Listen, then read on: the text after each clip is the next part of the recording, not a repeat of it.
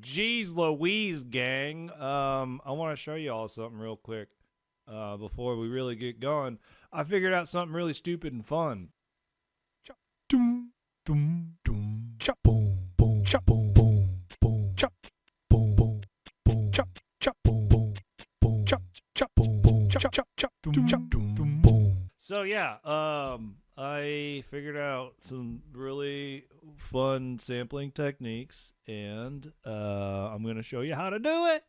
And then I also figured out how to load up these same samples onto the drum set. Yes, that's right. That drum set, the one that's up there, right above me, but it's also behind me. Perspective is a crazy thing. So I'm super duper duper excited about this. What you just heard is just sounds of me beatboxing. Chop, doom, chop, chop. Just going doom, chop. And I turned my voice into a drum set, which will be available for download once I make enough samples and stuff. So, speaking of samples, what we're going to do is, and I've already been doing this pretty much all weekend, is taking the drum samples from outboard hardware. So in this example, we're going to use the Sound Canvas SC8850, and that is right below me down here. Let's see, maybe we can get a larger screen.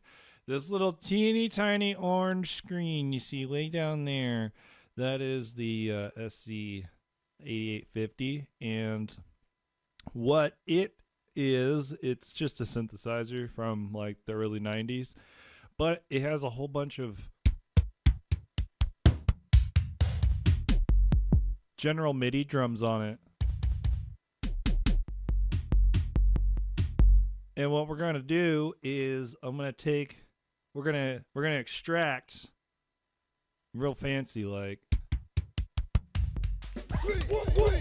all these effects. We're going to take them all of them. I think there's a couple hundred, and I'm going to do that live on the internet. And that's going to show you how to make your own samples. And my drum set example is me just doing it with a microphone. Chop, chop, chop, chop, doom, doom, chop, doom, doom, doom. I shouldn't be that proud of it, but I am. I think it's I think it's hilarious. Okay, so you didn't even see me do it. Hold on.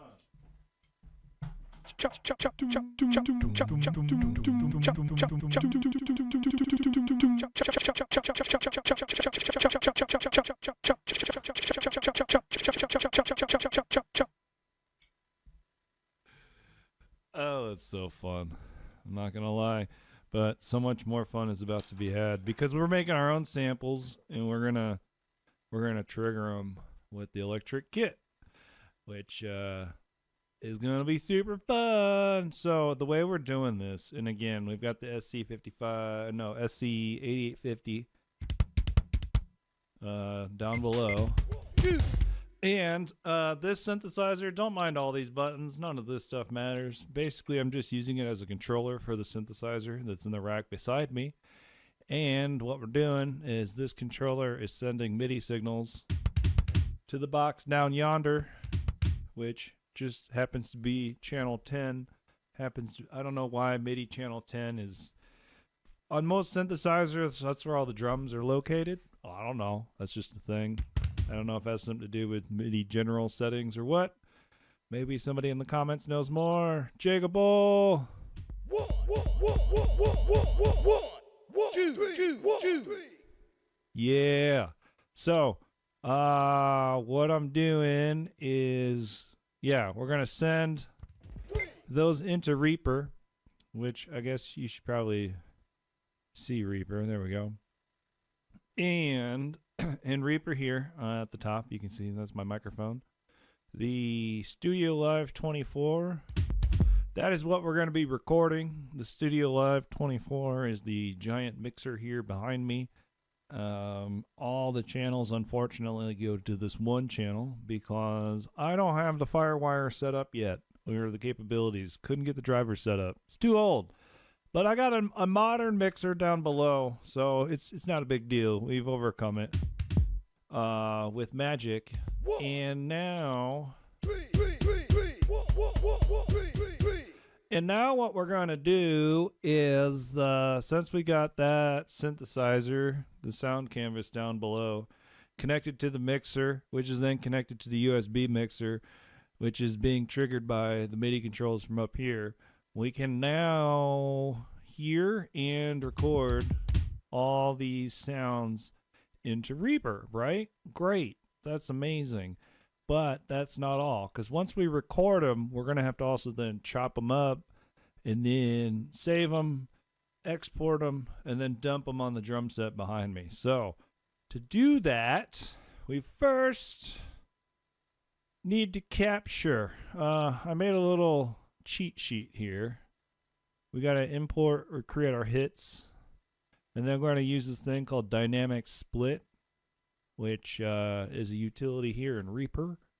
And then once we split everything, we need to then trim the silence off all the samples. So when you mess with them or reverse them, they all trigger at the same time or at the right time.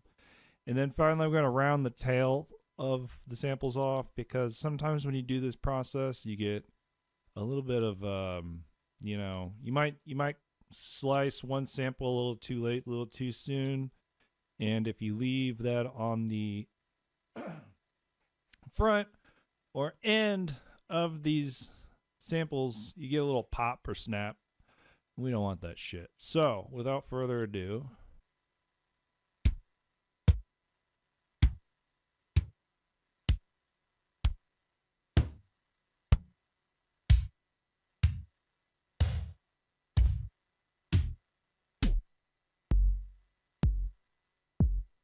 One, two, three.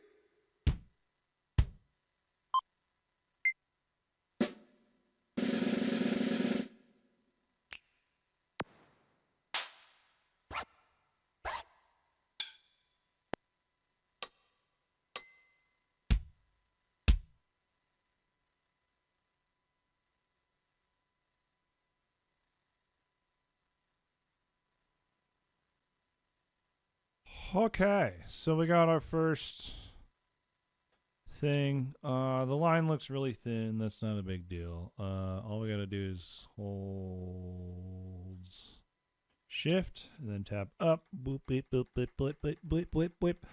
And that kind of zooms in on the wave patterns. And so obviously you can see each one. We can play those back.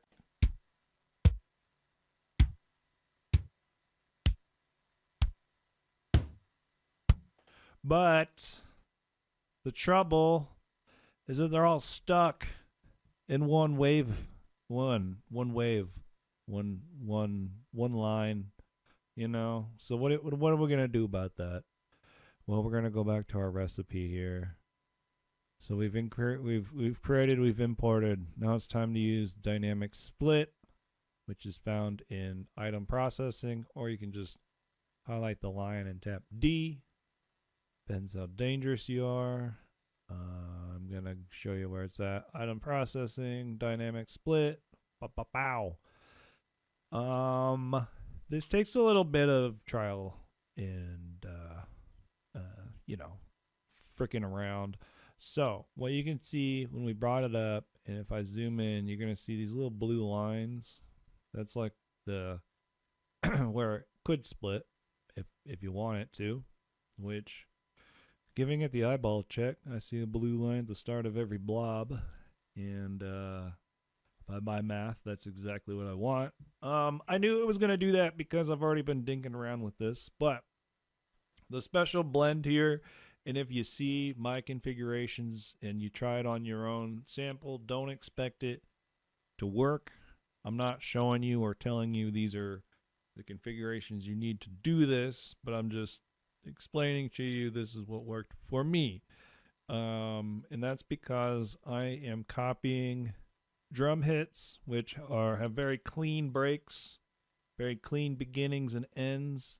So if you're gonna try to do this with like a bass or something, even reverb will fuck it up. So buyer beware. But the what this is doing, this is called dynamic splitting, and it's looking at the wave shape, and if we zoom in, that sound has to begin somewhere, and what we're doing is with the split is we're going to cut it at the mathematical precision, the start of where the computer detected that noise happening, and then we let it roll off for a little while, and then we get the next one, et cetera, et cetera, et cetera, and down the line. So what we're doing, we only want a split to happen when the gate opens, which is basically when the line goes squiggly. And then minimum slice length, I put it to about 350 milliseconds. Basically what that is how wide do you want your slices, and then there's the minimum slice length, which is how skinny will you allow some of those slices. So if you make them too wide, you're not going to get any slices because they start to blend into each other. And if there's sometimes with the minimum, some sounds it might like slice the sound twice, but that slice is really really really thin or close together. You don't want that because that'll just be a clip, and so that's why I leave it at least 20, the minimum. That's fine. And then the gate threshold, I just turn it way down. Just that's basically again setting your benchmark of where it's considering the gate is being opened.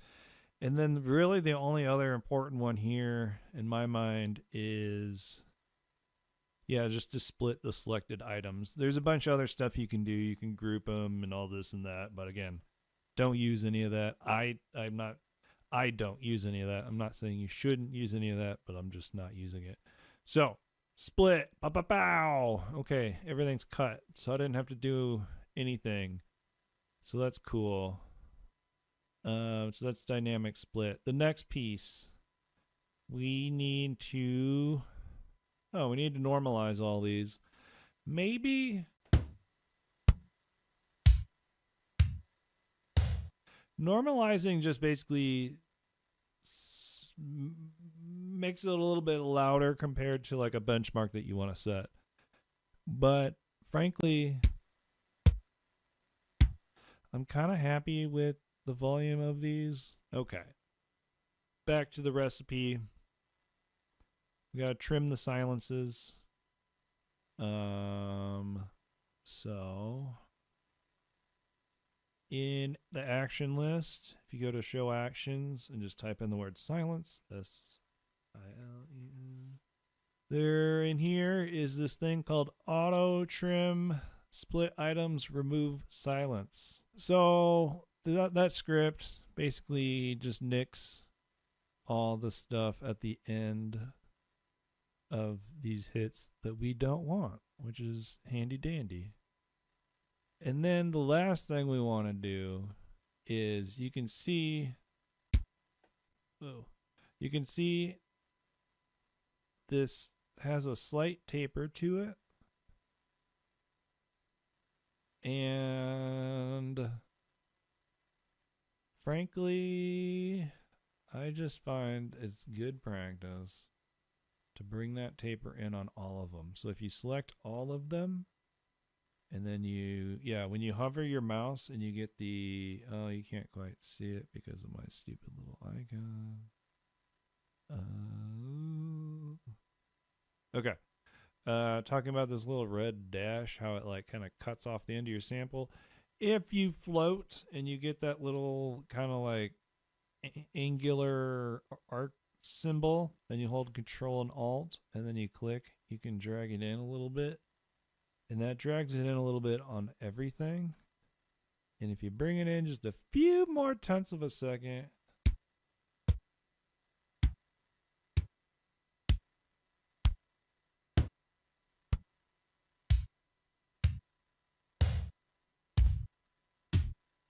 on those real reverby ones, you know, it really cleans it up.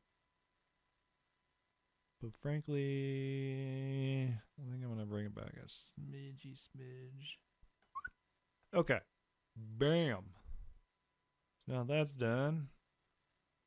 We rounded them all off. Now it's time to batch process these, which is simple to do. Again, that's another action we can use in the script list. And if you just put in batch, you get batch file converter, which you go right down into here. And you go to add and you do selected media, blah, blah, blah, blah, blah. So that's everything back there in the line. And we need to find a home for our new drum set, which I am right now creating a new folder in my Drum Factory folder. Here, what am I doing? You can obviously watch me do that. No big deal. New folder. This is the SC 8850. You can see I was working on my Proteus 2000 and just my dumb beatbox. But I'm going to make these drum packs available to you, the viewer, because I am a man of the people and I think this stuff is fun and I want to share it. So be on the lookout for Google links in the description. Obviously, I don't have one up yet because I'm still working on the pack, but it will be of $0, so check back soon. Okay, so in the file converter here, what we're going to do is we're going to export all these into that folder we just made. I got to move this microphone. Yeah. Okay. So, file name. We got to think about this because we want it to include the name of the device it came from and item number, which is just basically what number it is in the row. So that way, when we come back and we can rename it, it's just easier to track. Frankly, you could go through all these and pull them all out and name them. I don't do that yet. I'll show you kind of a trick of how I do that quickly as well. So, 4800, that's a pretty good sample rate. That's pretty high. 24-bit, I think is fine. I don't think we need to crank it up to 32-bit. I think waves are fine. This all looks good. Okay, let's do it. Convert them. So bam, 51 items were converted. So now, the next trick. This is the real magic here. This is where it starts to get fun. Half hour into this stream and we're finally gonna have some fun. Okay. So, cool, right? Now we got all of our waves. Now, the really kind of tedious, less fun part about this, I mean, if you want to have like super duper clean libraries, I'm not going to go through the tedium of well, what I do in this example is I go and listen to the list. So here I can, you know, blow through it, and then I just put this window side by side and just rename them or delete them as needed. One of them already did that, went through, basically renamed all the snares, basses, kicks, hi-hats. Again, it's tedious, boring shit, but it's very helpful to do. But I kind of want to cut to the chase and show off the other fun part. So now that we've exported those samples,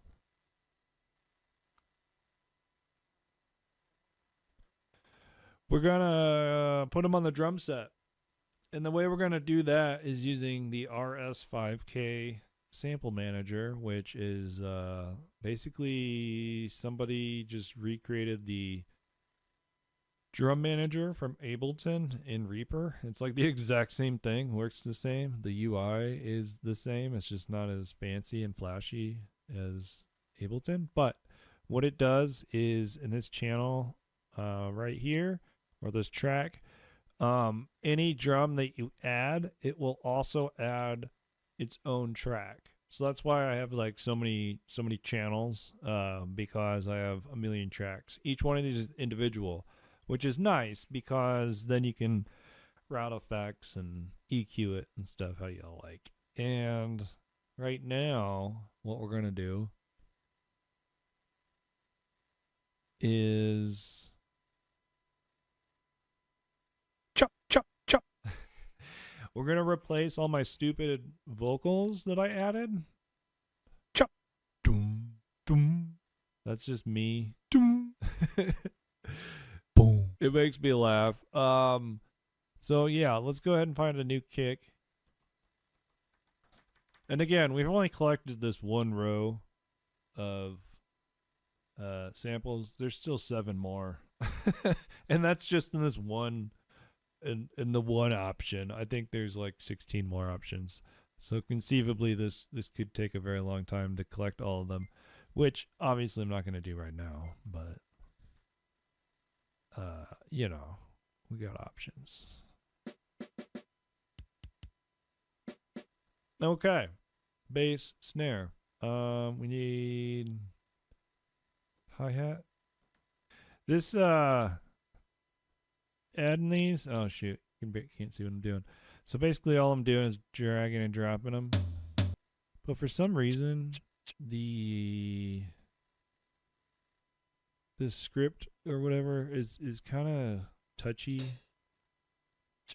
about dragging and dropping these files in. Not all the time, just for some of them. I don't understand why. And when it throws an issue, what I do is I do import on selected items to pad, and then it sends it to the one that you just clicked, which is quick workaround. A little frustrating, but not that big of a deal. Anyway, another thing about this is when you drop your sample in, here's a good example. That low tom, how it's like chopping off. You need to turn up the decay, sustain, and release.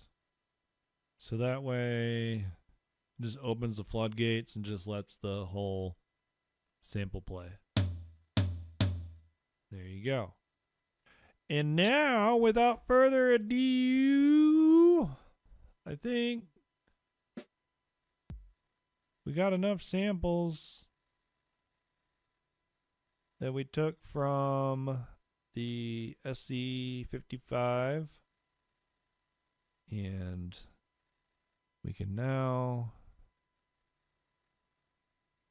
test it out on the drum kit. So let me go do that. I'm going to turn off my microphone so you can't hear my sticks clicking against the rubber pads. But you'll be able to hear the sweet, sweet sounds of all the drum samples that we just extracted, and I'll be able to control them from the drum set. Woo!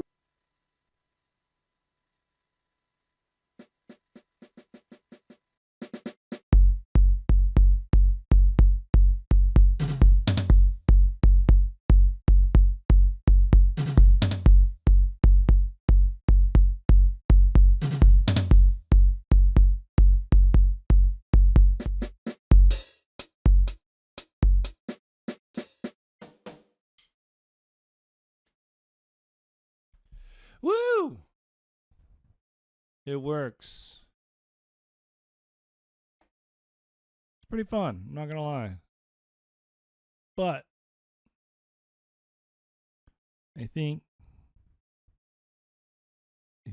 I got what I needed out of this experimentation. So, yeah. Thank you for watching, my amazing viewer. Someday there'll be more than one of you. No, it's all good. But if you like this kind of stuff, definitely appreciate you checking it out. Sometimes you just gotta try things out and figure it out. And sometimes you just gotta do that live on the internet. Whee! So I'm gonna bounce for the evening. I hope you had a wonderful weekend as we wind it down. And I will catch you on the next video.